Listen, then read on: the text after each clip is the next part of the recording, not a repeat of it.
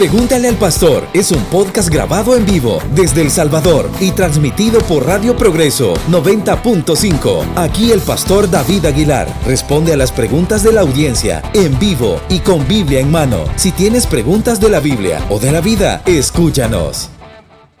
En este podcast no hay pregunta mala, solo la que no se hace. Pregúntale al Pastor. Pregúntale al Pastor es un podcast grabado en vivo desde El Salvador y transmitido por Radio Progreso 90.5. Aquí el pastor David Aguilar responde a las preguntas de la audiencia en vivo y con Biblia en mano. Si tienes preguntas de la Biblia o de la vida, escúchanos. En este podcast no hay pregunta mala, solo la que no se hace. Pregúntale al Pastor.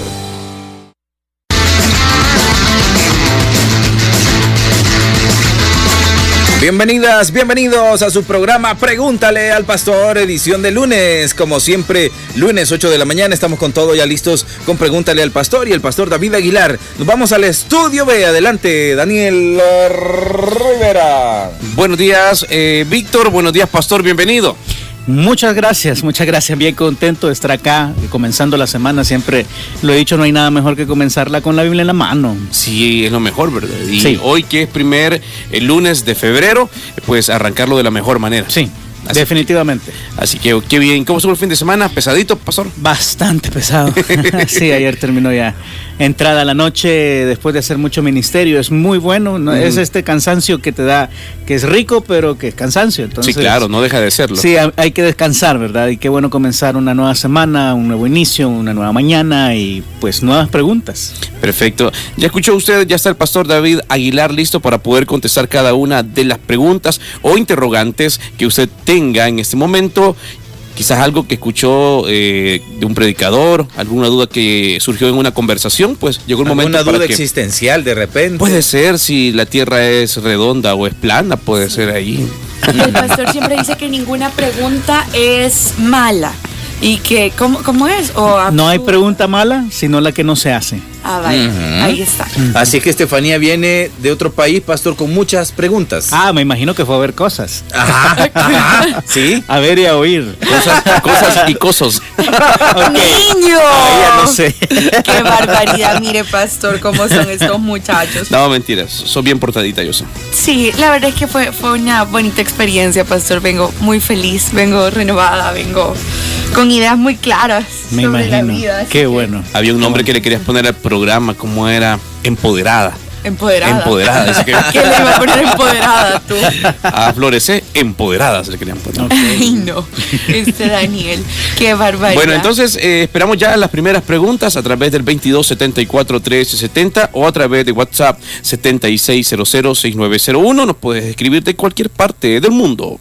Ahí estamos esperando, pónganse las pilas. La semana pasada, en lo que usted nos manda de repente alguna pregunta, bueno, ya están llamando, antes de que continúe con lo que iba a decir. Hola. Buenos días. Buenos días, le escuchamos. Sí, un saludo a todos, qué bueno que estén ahí ya nuevamente. Dice que mi pregunta es que muchos pastores predican de tus generaciones, de tus nietos, de tus bisnietos, lo que vienen adelante, pero realmente... ¿cuánto sería más o menos el tiempo aproximado para que ocurra ya el rapto de la iglesia? Según la profecía bíblica, esa es mi pregunta. Perfecto, gracias, hermano. Ok, bendiciones. Bendiciones, gracias por llamar. Muy buena pregunta. ¿Le gustó? No se había ido, sí. Ah, sí, claro que Tiempo... ¿Cómo lo pongo? Bueno, que ahorita la va a contestar. Sí. ¿Para qué la voy a que la estás anotando? ¿Para qué la anoto? Víctor, por favor. La respuesta, hermano, es no sabemos qué tiempo aproximado es. Pero el Señor nos dio una muy buena medición. O sea, como en otros programas lo hemos platicado, Mateo capítulo 24, que está refiriéndose a 3 preguntas que los discípulos le hacen a Jesús, también nos da una manera de ir midiendo las situaciones y las cosas que están ocurriendo como indicadores de que Cristo ya viene. Y una de las cosas que tenemos que tener muy claros es que no es nuestra responsabilidad ni tampoco es nuestra prerrogativa saber cuándo el Señor va a regresar. De hecho, mira lo que dice Hechos capítulo 1:6. justo después del proceso de resurrección de Jesús, él pasó 40 días hablando y enseñando acerca del reino de Dios a sus discípulos. Muchos piensan que de estas enseñanzas, de estos 40 días, se derivan luego las cartas que ellos escribieron a las diferentes iglesias, y mucha de la revelación que Dios les regaló en ese tiempo es lo que ahora nosotros conocemos como eventos futuros y todo esto. Entonces, mira lo que dice en 1:6 de Hechos. Entonces, los que se habían reunido le preguntaron diciendo: Señor, ¿restaurarás el reino de Israel en este tiempo? Ellos están preguntando obviamente por Israel, ¿verdad? Están diciendo: ¿cuándo vas a venir a reinar ya sobre el mundo? Y a mí me llama tanto la atención lo que Jesús responde. Versículo 7, y les dijo: no os toca a vosotros saber los tiempos o las sazones, porque el Padre puso en su sola potestad. Pero recibiréis poder cuando haya venido sobre vosotros el Espíritu Santo, y me seréis testigos en Jerusalén, en toda Judea, en Samaria y hasta lo último de la tierra. Básicamente lo que Jesús les dice no es su derecho, tampoco vamos a hablarlo ahora de cuándo es el tiempo de mi regreso. De hecho, lo dice de una manera enigmática, porque él dice: lo puso en su sola potestad. En este momento Jesús en la tierra no tenía acceso a ese conocimiento, y tiene mucho sentido, porque si alguien le hubiera preguntado directamente: ¿cuándo vienes? ¿Cuándo es el día? Jesús pudiera haber dicho: no sé, pero no hubiera sido algo sincero, hubiera tenido que mentir, o simplemente no hubiera respondido, y eso hubiera sido también algo complicado. Entonces él, sabiendo de antemano lo que iba a pasar en la tierra, y probablemente previendo esta pregunta, él se limita a sí mismo de saber este tiempo. Solamente el Padre sabe. Esa es la respuesta. Entonces, solamente el Padre sabe, nosotros no podemos saberlo, pero sí él nos da un buen indicador en Mateo 24 acerca de qué va a pasar en los tiempos finales, y él usa una figura que es muy poderosa, que a veces nosotros la perdemos por pasar rápido. Sería como una antesala de todo. Sí, él usa la figura de una mujer embarazada y las contracciones. Él dice, y estando él sentado en el templo, voy a leer 24:3 de Mateo: en el Monte de los Olivos, los discípulos se acercaron aparte, diciendo: dinos cuándo serán estas cosas, y qué señal habrá de tu venida y del fin del siglo. 3 preguntas. Este es el problema de este pasaje. Es 3 preguntas diferentes, de tiempos diferentes. Él había pronosticado, había predicho la destrucción del templo de Jerusalén. Entonces dicen: ¿cuándo van a pasar estas cosas? ¿Cuándo va a ser destruido el templo? En segundo lugar, pregunta: ¿qué señal habrá de tu venida? Esta es la pregunta que hoy nos interesa. Y del fin del siglo, que es algo completamente diferente. En el mapa, a la venida. Exactamente, en el mapa por lo menos pasan 1007 años desde el momento en que él regresa por su iglesia hasta el momento en que el fin del siglo, el fin de esta era, termina. Entonces hay una gran diferencia. Sí. Entonces Jesús va a responder las 3 preguntas al mismo tiempo, y entonces tenemos que leer con mucho cuidado. Dice versículo 4 de Mateo 24: respondiendo Jesús les dijo: mirad que nadie os engañe, porque vendrán muchos en mi nombre diciendo: yo soy el Cristo, y a muchos engañarán. Y oiréis de guerras y rumores de guerras. Mirad que no os turbéis, porque es necesario que todo esto acontezca, pero aún no es el fin. Están marcando algo, ¿verdad? Van a haber guerras de verdad, y van a haber rumores de guerras. Porque se levantará nación contra nación y reino contra reino, y habrá pestes y hambres y terremotos en diferentes lugares, y todo esto será principio de dolores. Él llama a este tiempo que nosotros estamos viviendo principio de dolores, y se refiere a los dolores de una mujer encinta, de una mujer embarazada. ¿Cómo son estos dolores? Bueno, aquellos que han vivido esto me pueden contar, Víctor nos puede contar cómo son las contracciones de una mujer embarazada. Del dolor sí no sé, pastor, pero la manera que más se van dando, sí, pastor. ¿Cómo se dan, hombre? No se dan mal pensado, qué bárbaro. Lo que tienes ahí es que de repente hay una contracción, la mujer no sabe ni siquiera qué es eso, y ay, sentí algo raro, ¿verdad? Sí. Luego no queda ninguna duda, la segunda contracción, horas después, se siente, y luego viene haciéndose más intensas en dolor, en frecuencia, y más frecuentes. Entonces, de esta misma manera, estos indicadores que Dios nos puso acá nos dan una idea de qué tan cerca está Jesús, qué tan frecuentes son las guerras, los rumores de guerras, las pestes, el hambre, los terremotos, qué tan frecuentes son. Uno de nuestros maestros en la iglesia hizo una vez una gráfica tan interesante. Él tomó las estadísticas del Centro de Terremotos de Estados Unidos y graficó en los últimos 100 años cómo se han comportado los terremotos. Y verás qué interesante, porque cada vez más se hacen más frecuentes y más potentes. si tú lo graficas, es como la gráfica de una mujer embarazada, las contracciones de una mujer embarazada. Hay una gráfica que se hace. Van en aumento y se hacen más cortas en frecuencia. Hace 100 años se oía de grandes terremotos cada 50 años, pero ahora cada año. O sea, son terribles desastres los que están pasando y cada vez más las contracciones se van haciendo más potentes en ese sentido y más frecuentes. Cristo está cerca, es lo que yo te puedo decir. No sé si vamos a hablar de generaciones de los hijos de tus hijos, pero el mundo está comportándose tal y como dijo Jesús que se iba a comportar. Él dice, los últimos días van a ser como los días de Noé o como los días de Sodoma y Gomorra, en los días de Lot, a donde, sorpresa, todo el mundo tenía una degeneración sexual abierta, a donde todo el mundo estaba completamente entregado al pecado, el pensamiento de todos era continuo, solamente el mal, dice Génesis capítulo 6. Estamos en esos días. Ya nunca como antes el pecado se ha visto de una manera tan normal y se ha trabajado tanto por formalizarlo. Yo te digo, a veces hay momentos donde uno piensa, qué tremendo, ¿verdad? Que algunos pecados, y yo no estoy hablando de pecados más terribles que otros, pero algunos pecados ahora no solamente, antes eran tabú, después fueron aceptados. Yo espero no vivir lo suficiente como para que cuando sean obligatorios, porque o legales. Ya son legales. Sí, ya son legales en algunas partes del mundo y es terrible. Otra vez, estamos moviéndonos hacia esos días. Las señales nos indican que el tiempo está cerca y por lo tanto, ¿cómo debe afectar esto a mi vida? Yo debo compartir el evangelio con las personas que más lo necesitan. ¿Puedo acelerar la venida del Señor? No lo sé. Esa es la verdad. No sé si hay un número de almas establecido para que el cuerpo del Señor, el cuerpo de Cristo se cumpla y entonces Él viene. No sé si es una fecha en el futuro, no sabemos. Pero lo que sí sabemos es que podemos hacer algo por estas personas que ahora están viviendo en un mundo terrible. Algo que a mí me carga mucho es el tipo de mundo que nuestros hijos van a heredar. Es terrible, es terrible. Tenemos tanta accesibilidad, tenemos tantas comunicaciones y solo nos sirven para acceder más fácil al pecado y a perdernos y alejarnos de Dios, apagar nuestro cerebro. Es terrible, terrible.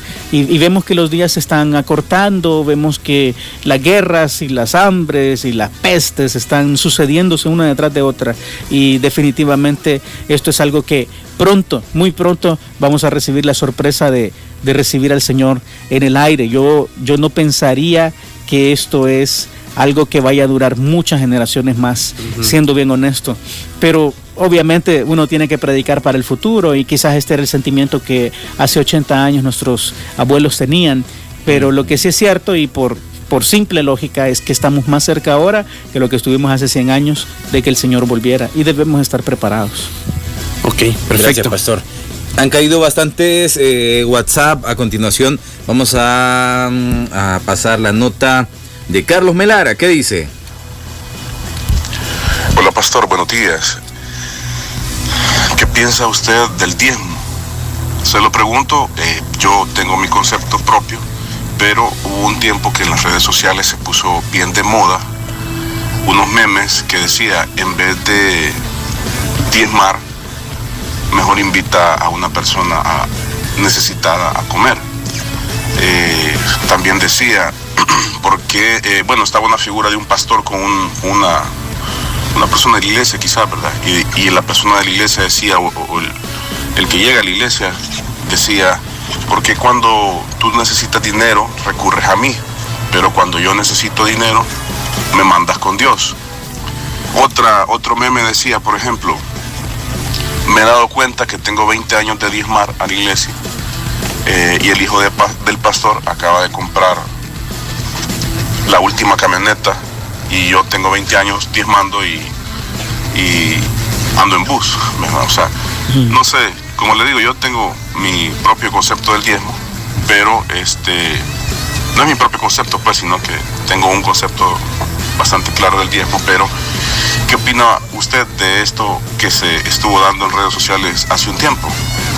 Bendiciones, feliz día. Gracias, Carlitos. Ahí está, pastor, una de las preguntas acerca del diezmo. Sí. Paso otra para que... Sí. A ver, desde, si no me equivoco, Estados Unidos, Dios les bendiga, tengo una pregunta. ¿Qué piensa del día del reposo? Si en la Biblia está establecido, aun cuando Jesús vino, dijo que Él no vino a abolir el día del sábado, el día sábado. ¿Y por qué ahora quieren pasar la ley dominical si en la Biblia está establecido desde el principio que el sábado es el día del reposo. Es lo que dice acá. Ok. Gerson, si no me equivoco, a ver, una pregunta. ¿Cómo se puede ir entendiendo mejor la Biblia en el caso de leerla en un año? ¿Qué se dice? Porque en cada día están 3 capítulos de diferentes escritores. Entonces, ¿tienen como un conecte entre los 3 escritores? Ok.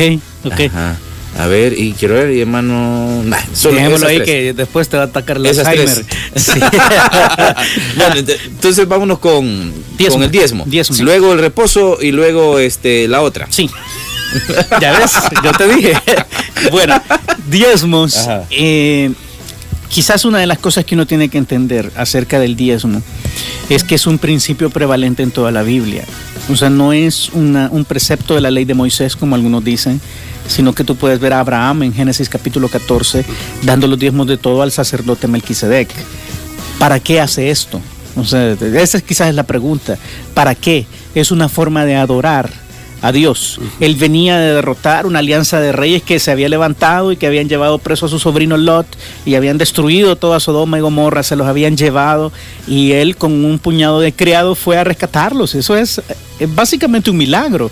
Eran 5 reyes y fue a ser derrotado por alguien que ni era general. O sea, es algo tremendo lo que había pasado. Entonces, como parte del agradecimiento, Abraham le da los diezmos de todo en las manos a Melquisedec, que es sacerdote del Dios Altísimo, pero no es porque él quisiera algo. O sea, yo creo que aquí es a donde nosotros hemos deformado el concepto. Y entiendo los memes que salen en redes sociales, porque a alguien que mira desde afuera esto le parece algo tan sin sentido, y lo hemos... Y nos hemos aprovechado tanto. Yo voy a decir, si el mundo se burla del diezmo y de las ofrendas, es porque nosotros lo hemos permitido. Y yo hablo de nosotros, el mundo evangélico en general. Hemos sido tan descuidados con las finanzas del Señor que ahora entendemos que es una de 2 posiciones. Número 1 es un negocio a donde yo le doy a Dios para que Él me dé, o llámese Evangelio de la Prosperidad, que es una aberración. No funciona así. Abraham no le dio los diezmos a Melquisedec para recibir más. Él lo dio en pura adoración para agradecer a Dios. ¿Y cómo se agradece a Dios? No puedes tirar el dinero al aire para que lo cache, ¿verdad? No funciona así. Lo que hace es contribuir a la obra que glorifica su nombre. Eso es lo que hacemos a través del diezmo. ¿Y cómo se glorifica el nombre de Dios? A través de traer a otras personas a Jesús, a través de edificar vidas y cambiar carácter y rendir fruto para su gloria. Entonces, cuando uno diezma o ofrenda, si uno quiere llamarlo así, porque para ser honesto, la palabra diezmo es también un poco confusa, pero si tú ofrendas a Dios en una iglesia, asegúrate que esa iglesia trabaje por el reino.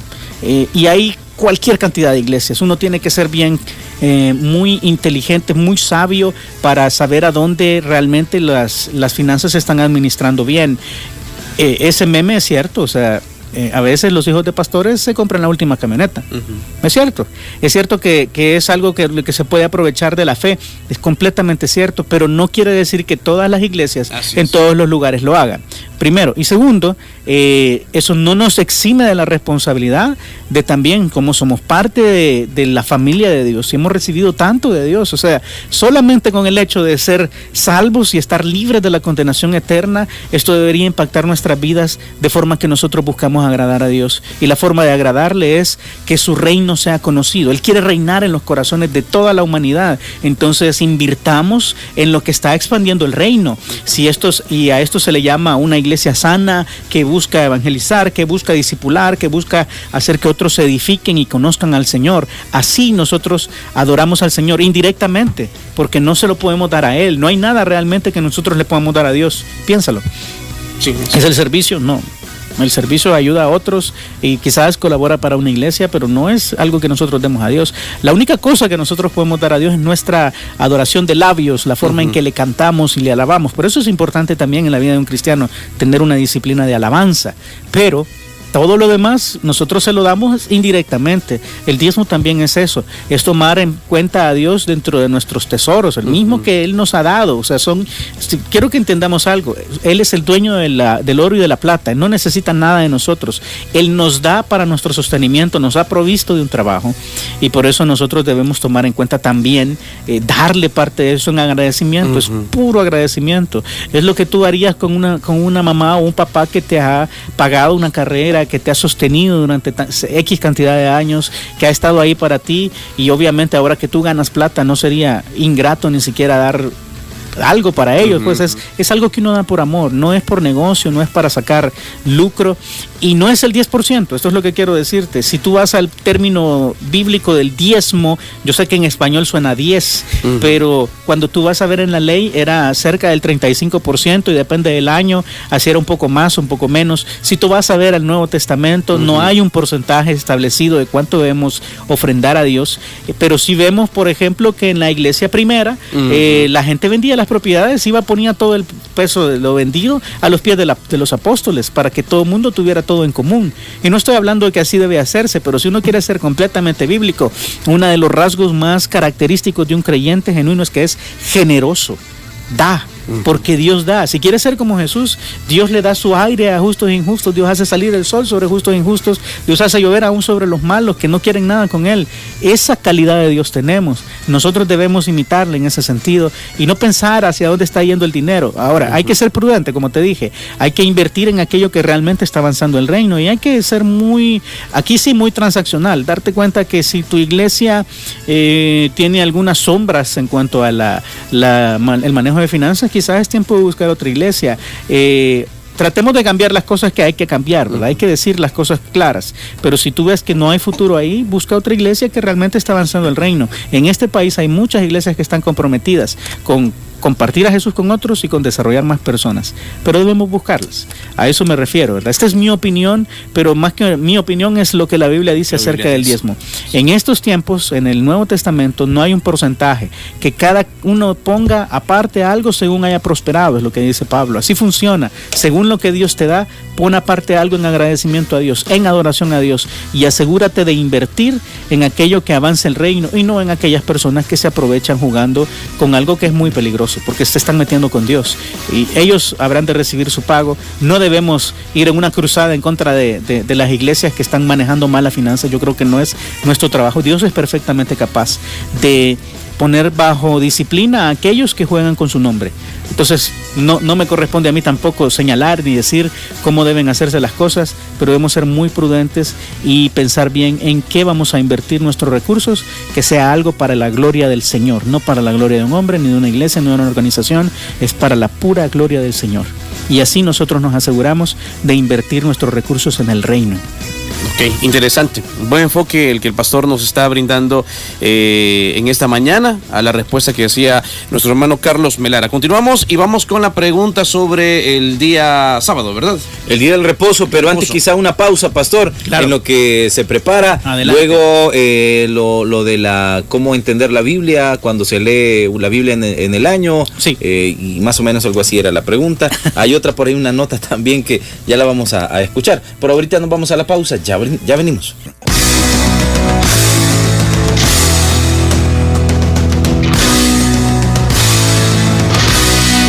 Continuamos con Pregúntale al Pastor, completamente en vivo, con el pastor David Aguilar. Estamos con todo en Pregúntale al Pastor. ¿Están listos? ¿Están preparados? Continuamos. Estábamos, antes de irnos a la pausa, con la pregunta, el día del reposo, en general era, ¿verdad, pastor? Sí. No había algo como específico. Sí, estaban hablando del sábado. De hecho, esta fue la pregunta clara. Yo ahí tengo algunas observaciones que son muy importantes. Número uno, el calendario judío es diferente al nuestro porque el nuestro es un calendario solar. Uh-huh. El calendario judío es un calendario lunar. 360 días en lugar de 365. ¿Y esos otros 5 días qué se hacen? Se pierden en el ciclo de la luna, pero es mucho más exacto un calendario lunar.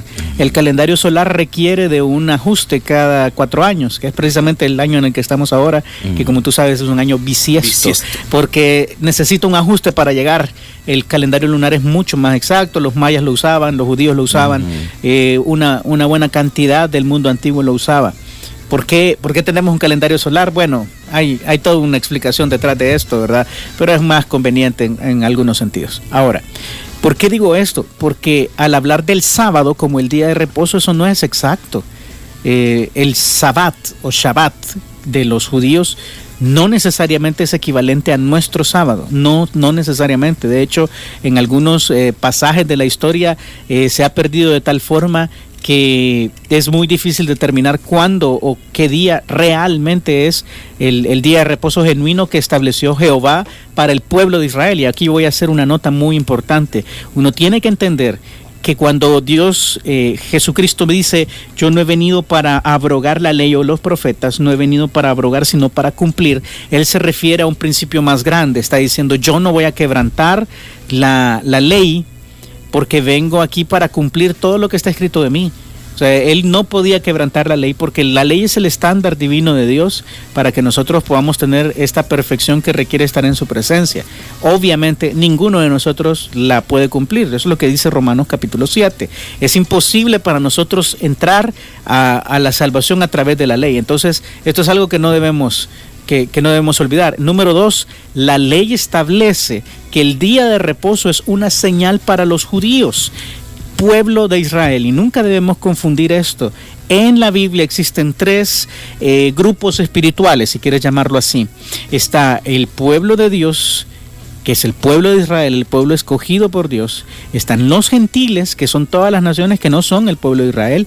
Y está la iglesia, que es el pueblo redimido por la sangre de Cristo. En este cuerpo, llamémoslo así, hay judíos y hay gentiles, que están bajo la sangre de Cristo y somos parte de un solo pueblo. ¿Por qué lo sé? Porque así lo dice el Nuevo Testamento. Entonces no debemos confundir uno con otro. Y aquí está la prueba. Éxodo 31, versículo 12 dice, habló además Jehová a Moisés diciendo, tú hablarás a los hijos de Israel diciendo, en verdad vosotros guardaréis mis días de reposo, porque es señal entre mí y vosotros por vuestras generaciones, para que sepáis que yo soy Jehová que os santifico. O sea, lo que estás viendo ahí es que es una señal entre Dios y el pueblo de Israel. El día de reposo debe guardarse por los israelitas. Ahora, ¿quiere decir que los creyentes en el Nuevo Testamento no tenemos día de reposo? No. El reposo, voy a decir así, es un principio prevalente en toda la Biblia, está desde la creación del mundo. En el 7º día Dios descansó, debemos descansar, pero no debemos hacerlo necesariamente en el esquema que fue entregado a los judíos como una señal para ellos. ¿Cómo lo sé? Por lo que dice Marcos capítulo 2, 23 en adelante, que hay una controversia. Dice, aconteció que al pasar él por unos sembrados, un día de reposo, sus discípulos andando comenzaron a arrancar espigas. Entonces los fariseos le dijeron, mira, ¿por qué hacen en el día de reposo lo que no es lícito? Es un reclamo válido para los judíos. Arrancar espigas era un trabajo que no debía hacerse en día de reposo. Pero él les dijo, le respondieron otra pregunta. ¿Nunca leíste lo que hizo David cuando tuvo necesidad y sintió hambre, él y los que con él estaban? Cómo entró en la casa de Dios siendo Abiatar sumo sacerdote y comió los panes de la proposición, de los cuales no es lícito comer sino a los sacerdotes, y aún dio a los que con él estaban. O sea, está diciendo, David infringió la ley y no le cayó un rayo. También les dijo, y este es el principio clave que nosotros debemos entender, el día de reposo fue hecho por causa del hombre y no el hombre por causa del día de reposo. Por tanto, el Hijo del Hombre es Señor aún del día de reposo. ¿Qué está diciendo aquí?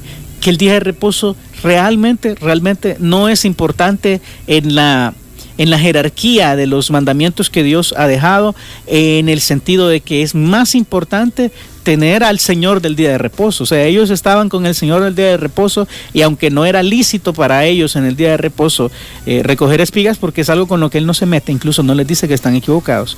Lo único que les dice es, yo entiendo la necesidad humana, Y luego vas a ver en el capítulo 3 del mismo Marcos, él hace una pregunta, y en el día de reposo es bueno hacer bien o mal, salvar la vida. Y no les saben responder precisamente por eso, porque a veces nosotros queremos hilar tan fino en la letra de la ley y ponernos un yugo que no nos corresponde, que comenzamos a cometer el error de olvidar lo que quiere decir la ley. La ley dice misericordia quiero y no sacrificio. O sea, no más de ir condenando a todo el mundo porque no guarda lo que yo guardo, que no estoy llamado a guardar, porque en la Biblia el único mandamiento de los 10 mandamientos que no se repite en el Nuevo Testamento es el día de reposo. ¿Sabías tú eso? Todos los demás de alguna manera son citados y repetidos para nosotros, los creyentes, pero el día de reposo no se repite para nosotros. Okay. No es que no debemos descansar, debemos tener nuestro tiempo con Dios. Definitivamente hay un día que debemos dedicarle, pero no es un mandamiento que dependa mi comunión con Dios. Eso es a lo que yo quiero llegar. Y es una señal para los judíos, el no entenderlo nos hace caer en algunos errores en este tiempo, en la práctica. A guardar un día de reposo en nuestra vida actual es casi imposible. Vamos a ser honestos, no debías encender luces, no debías bañarte, o sea, hay un montón de cosas que no debías hacer. Algunos con eso estuvieran contentos. Quizás sí, pero vamos, si ellos realmente quisieran guardar el día de reposo con todos los preceptos de la ley, esto en este tiempo es casi imposible. Por lo tanto, Dios conoce esto y no nos pidió que nos metiéramos en esta situación. Tú lo puedes ver después del Concilio de Jerusalén en Hechos capítulo 15, como la única cosa que los creyentes mandan es que no comamos con sangre, que nos guardemos de los ídolos, nada más. O sea, y de ahí en adelante somos libres de vivir la vida como la hemos vivido hasta ahora, porque Dios así lo determinó. Dios no pidió a Cornelio, que recibió el Evangelio y el Espíritu Santo, que guardara el día de reposo. No es importante. A veces nos vamos a hilar tan fino que nos olvidamos que el espíritu de la ley es que debemos amarnos todos y enseñarnos a través del amor a un Dios que está ahí para nosotros. Eso lo perdemos a veces cuando nos vamos al lado del legalismo. Por eso tenemos que tener mucho cuidado.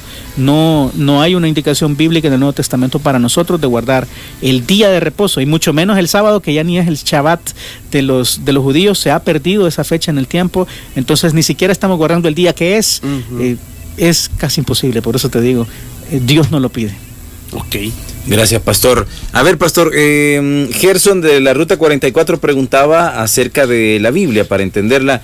Cuando están 3 capítulos diferentes de un escritor diferente, y se lee en un solo día, entonces ¿cómo podemos ir entendiendo la Biblia? ¿Esto se conecta? Dice, ¿cómo es la cosa? Bueno, Gerson nos está hablando probablemente de un sistema que él ha adoptado para leer la Biblia. Hay cualquier cantidad de sistemas disponibles ahora para poder abarcar los 1189 capítulos de la Biblia en un año.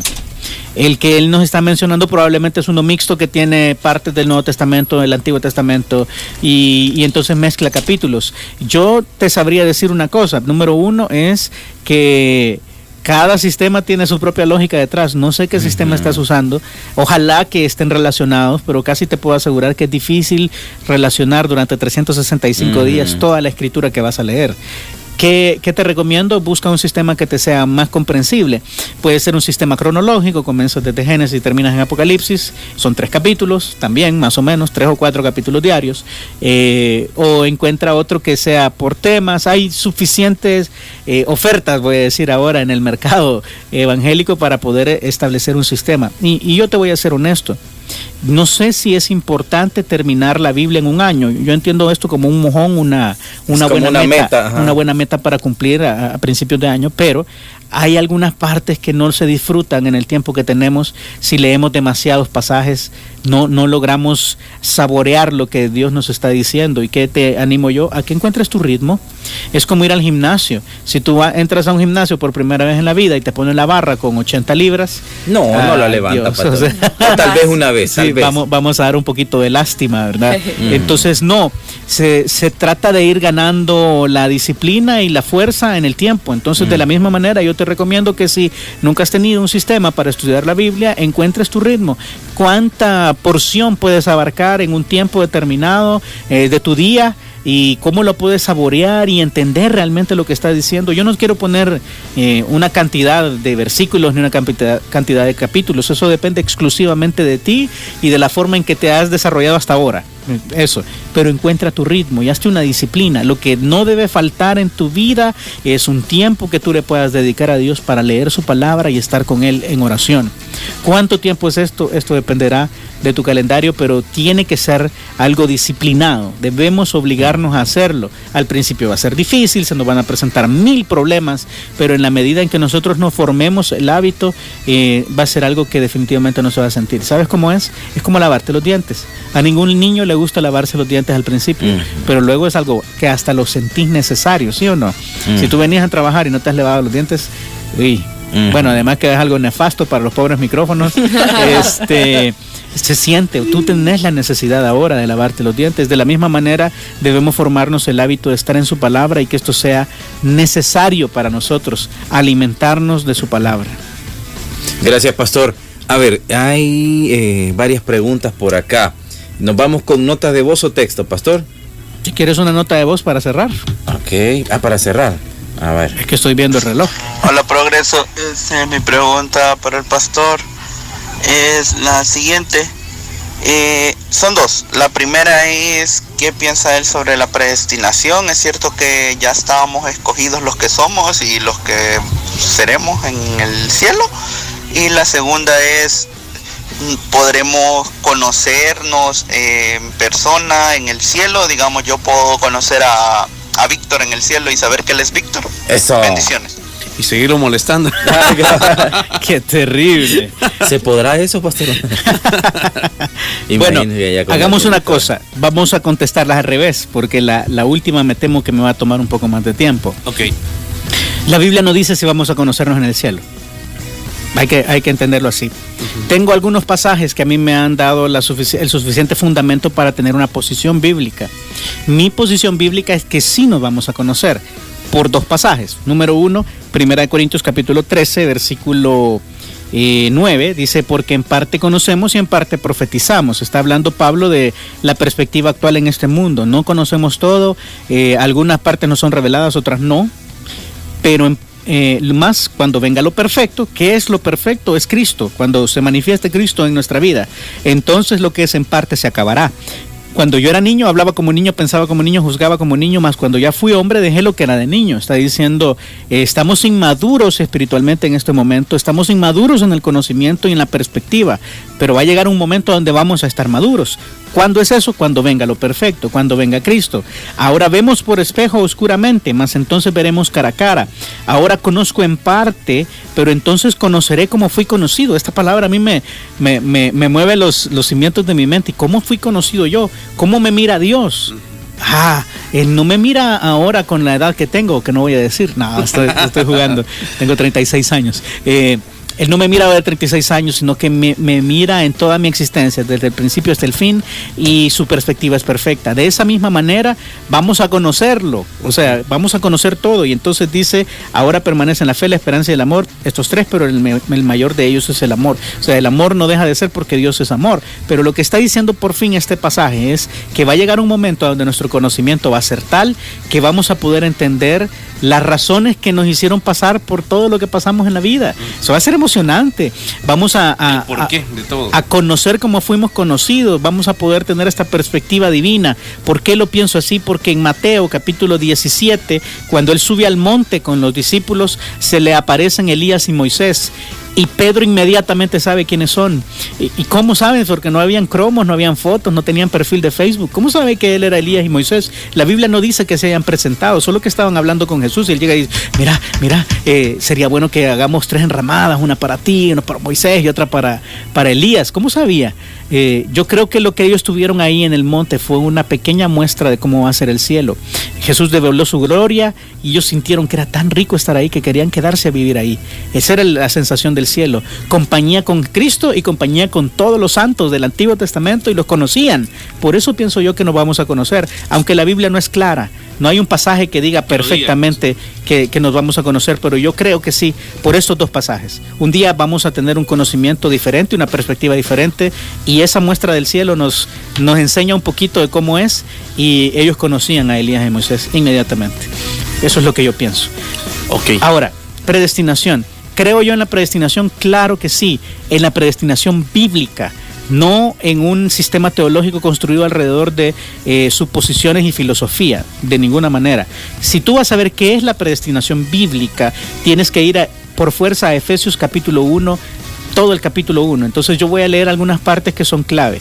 Y yo te quiero animar a dos cosas. Número 1, lee cuántas veces este pasaje dice en Cristo, porque esta es la clave. En Él amado, en Cristo. Esto es la clave para entender qué es predestinación. Dice, bendito, estoy leyendo 1:3 de Efesios, bendito sea el Dios y Padre nuestro Señor Jesucristo, que nos bendijo con toda bendición espiritual en los lugares celestiales en Cristo, según nos escogió en Él, o sea, nos escogió en Cristo antes de la fundación del mundo para que fuésemos santos y sin mancha delante de Él, en amor, habiéndonos predestinado para ser adoptados hijos por medio de Jesucristo, según el puro afecto de su voluntad, para alabanza de su gloria, en el cual nos hizo aceptos en el amado. O sea, ¿qué está diciendo este pasaje? Este pasaje está diciendo que si tú estás en Cristo, estás predestinado para ser adoptado hijo suyo, para ser alabanza de su gloria, acepto en el amado. ¿Qué está predestinado desde antes de la fundación del mundo? El camino en Jesús. ¿Sabes qué es? Antes de la fundación del mundo hubo una conferencia, una discusión. Padre, Hijo, Espíritu Santo dijeron cómo vamos a salvar el mundo. Y determinaron que fuera en Jesús. O sea, el camino para ser salvo, la fe que es en el sacrificio de Cristo, está predestinado. No están predestinados los que van a ir al cielo o al infierno. Eso no dice este pasaje. No quienes sí, quienes no, y que ya hay un número escogido. Eso no dice este pasaje. Este pasaje no lo dice. Él dice que en Jesús estamos predestinados. Si estás en Cristo, estás predestinado para ser hijo suyo y de alabanza de su gloria. Esta filosofía teológica dice que, por ejemplo, tú no puedes oír el evangelio si el Espíritu Santo no te regenera antes. Es un concepto antibíblico. El mismo pasaje de Efesios capítulo 1 lo desmiente. ¿Cómo? Mira Efesios 1:13. Dice, en Él, o sea, en Cristo otra vez, también vosotros, habiendo oído la palabra de verdad. Número 1, tienes que oír la palabra de verdad. ¿Qué es la palabra de verdad? Y ahí nos explica el evangelio de vuestra salvación. Y habiendo creído, es un proceso. Oímos el evangelio, luego creemos en Él, habiendo creído en Él, fuiste sellados con el Espíritu Santo de la promesa. El Espíritu Santo viene después de creer. No viene antes. Ellos dicen el Espíritu Santo, porque como sos completamente perdido, no podés oír el evangelio, no podés aceptar a Cristo si el Espíritu Santo no te regenera primero. ¿Dónde está eso? Ahí hay 1, 2 y 3. El Espíritu Santo viene en el tercer paso. Yo oigo el evangelio, creo en él y entonces el Espíritu Santo me sella, no al revés. Entonces, quien defiende estas doctrinas tiene que explicar mucho acerca de este pasaje. Eso es lo que yo creo. La predestinación bíblica existe, claro. ¿Qué está predestinado? El camino para ser salvo en Jesús. Eso es lo que establece Efesios capítulo 1 y otros pasajes como Romanos capítulo 8, versículo 28 en adelante. Dicen exactamente lo mismo, pero este no es tema de este día porque ya se nos acabó el tiempo. Y sí, pastor, porque aquí hay muchas cosas. Por ejemplo, yo he escuchado que hay quienes dicen que ya está como predestinado quienes sí van a ser hijos del Señor y quienes no, y se van a ir al infierno. Entonces la labor que tenemos con la Gran Comisión es predicar a todos porque no sabemos quiénes sí y quiénes no. Sí. Entonces nuestro deber es compartir el evangelio con todos los que podamos. Pero eso es un ataque al carácter de Dios. O sea, el carácter de Dios es, bueno, voy a agarrar a este para el cielo, no ha hecho nada, no se merece nada, pero lo agarro al cielo y a este al infierno, y no va a poder salir de ahí porque yo lo determiné desde el principio que él no va a poder salir de ahí. Entonces pasajes como Deuteronomio, él dice, pongo delante de vosotros la bendición y la maldición si eliges no oírme, y la bendición si eliges escucharme y guardar mis mandamientos. Eso es mentira porque no tenemos elección. O sea, si esto es así como ellos dicen, Dios en muchos pasajes no ha sido exacto en cuanto a lo que dice. No ha sido exacto. Entonces ahí tenemos un ataque a su carácter. Número 1, que él no le da oportunidad a alguno solo porque él quiere. Y número 2, que ha dicho algunos pasajes a donde él establece claramente que uno puede elegir. Son mentiras. No puede elegir. Ya estaba predestinado que él iba a fallar y ya estaba predestinado que iba a ir al infierno.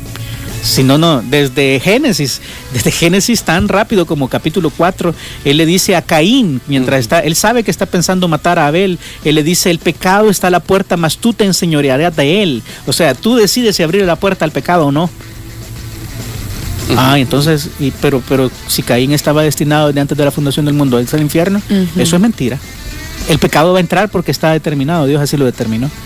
¿Ven cómo esto es un problema serio en tantos pasajes de la Biblia? Sí. Ok, ahí les dejo para que lo piensen. Y si tenemos preguntas, nos vemos el otro lunes. Nuestra cabeza ha explotado. Ya dijo jueves. Ya casi decía jueves. Desliz freudiano. No. ya vamos a platicar ahí. Esto es de negociarlo con el director de la radio, ya les dije. Pastor, por acá, antes de irnos, dice, por favor, respóndanme esto. Necesito saber si es pecado bailar. A mí me gusta ir al gimnasio y hacer un poco de zumba. ¿Es pecado bailar? Estoy haciendo algo malo, dice, y no me quiero quedar con la duda hasta el otro lunes. Rapidito, hermano o hermana, no sé qué es. Hermana, sí. No hay ningún pasaje en la Biblia que te prohíba hacerlo. Pero todo lo que hagamos debe hacerse para la gloria del Señor. Y algo que tú haces no trae gloria a Dios, o sea, hace que otros se alejen de Jesús, debes evitar hacerlo. O buscar otro lugar a donde no sea visto por gente inmadura, si uno quiere llamarlo así. Pero no, yo no puedo agarrar un pasaje y decirte que es pecado bailar. Algunos de los grandes personajes de la Biblia danzaron. No puedo decir que es pecado.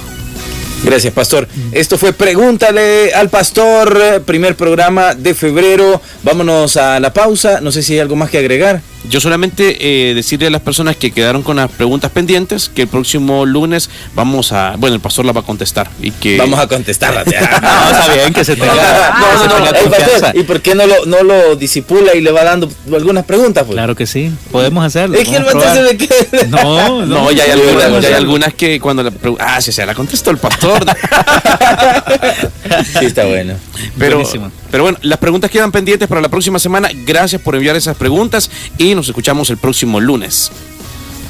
Escuche este programa en Spotify. Así es, pronto. Yo espero esta semana ya estarlo subiendo. Es que el productor ahorita va lento, ¿verdad? Ese es el problema, mi ingeniero de sonido. Pero sí, nos vemos la otra semana, nos escuchamos la otra semana. Perfecto, vámonos a la pausa. Adiós. Ya volvemos.